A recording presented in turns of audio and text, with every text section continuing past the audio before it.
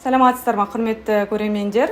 Мен Атырау қалалық сотының судьясы Амантай Әсел Амантайқызы. Сіздерге медиацияның тиімділігі мен артықшылығы жөнінде түсіндірме жасап кетсем деп отырмын.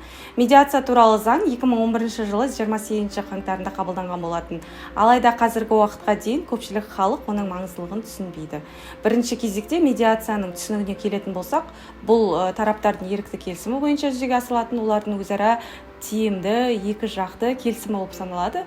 Яғни ол медиатордың көмегімен дауды реттеу рәсімі. Медиатордың тиімділігі туралы сөз жүгіріп өтетін болсам, бірінші кезекте медиациялық келісім уақытты үнемдеуге мүмкіндік береді.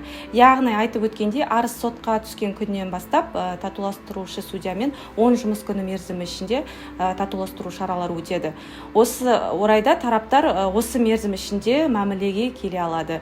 Келген жағдайда дауды сот медиациясы тәртібімен реттеу туралы келісім жазбаша түрде жасалып, тараптар оған қол қояды. Судья медиациялық келісімді бекітіп, бұл бойынша ұйғарым шығарады. Медиациялық келісімде көрсетілген шарттарды екі жақ ерікті түрде келісімде көрсетілген тәртіппен орындалуы тиіс.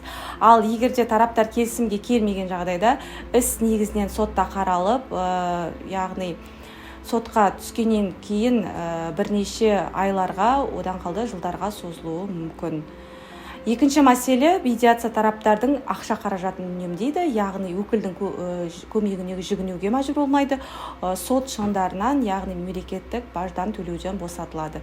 Сот шешімі мен медиациялық келісімнің күші бірдей, өйткені екеуі де бір тараппен орындалмаған жағдайда атқару парағын шығару туралы атқару парағы мәжбүрлеп шығарылып орындауға жолданады.